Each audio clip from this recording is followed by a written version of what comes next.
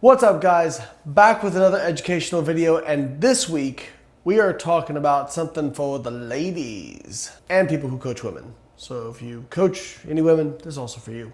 Or if you have a girlfriend or wife or whatever and you want to be able to give them some scientific knowledge and impress them, this one's for you. So one of the questions that we often get is, if I'm on my period, do I need to change how I train? Or should I change how I train or diet or anything based on my menstrual cycle? The idea being that there must be huge decreases in performance around menstruation and that sort of thing. So there was actually a recent meta-analysis and systematic review that was done in the Journal of Sports Medicine, where they looked at the impacts of menstrual cycle on exercise performance, including endurance, strength, and some other measures. And what they found was that, yes, there was a significant effect of lowering of performance during the early follicular phase. So for those that aren't familiar, this is like basically in the beginning stages when the period starts.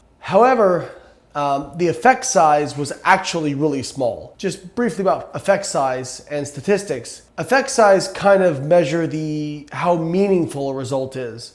So significance only tells you whether or not the result was due to random chance. So for example, when we have a significant finding, we say that the p-value is less than 0.05. The 0.05, I'm butchering a little bit and I'm generalizing a little bit. It's not, statisticians would probably get angry with me for saying it this way, but essentially for all intents and purposes, a p-value of 0.05 or less than that basically means that we are confident that there is less than a 5% chance that the results we see are due to random chance. You can have a significant p-value or a p-value of less than 0.05, but for example, you could have a 0.5% difference between treatments that ends up being significant just because you have so many data points. And if they're tightly grouped, you can have significance with quite a few data points. So if you had like 1,000 data points, but there was a very small difference between them, but there's enough data points, it can be statistically significant, but might be practically not very meaningful.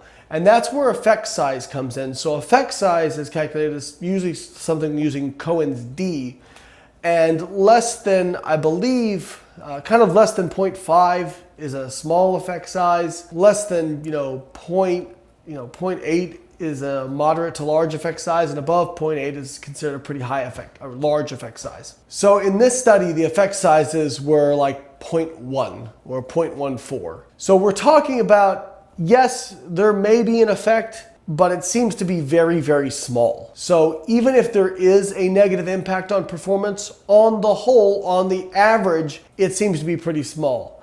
So on the average, probably don't want to make broad recommendations that people reduce their training intensity or change the way they train based on their menstrual cycle. However, that is talking about averages. You as a person are not an average. You are an individual data point. If you are extremely uncomfortable on your period, you have a lot of cramping, you feel like crap, then maybe it makes sense for you to adjust your training, regardless of what this study says. All these big meta-analyses do is give us kind of places to start to make recommendations for the broad population. But what you should do is based on kind of how you feel.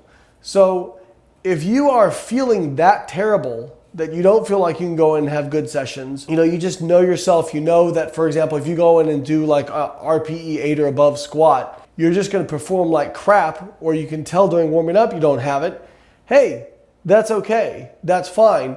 We just don't want to take that and then make recommendations for other people based on that, because again, on the average, it doesn't seem to have a very meaningful effect. Too long didn't read would be, you don't need to necessarily adjust your training on your menstrual cycle if you still feel like you can go in and train hard. If you are somebody who gets hit really hard by it, maybe then you should adjust it. Guys, if you liked the video, make sure to click like, subscribe to the channel, and check out some of the links in the description where you can see more of our educational content, as well as our nutritional coaching app, Carbon Diet Coach. You guys have a great week. I'll catch you next time.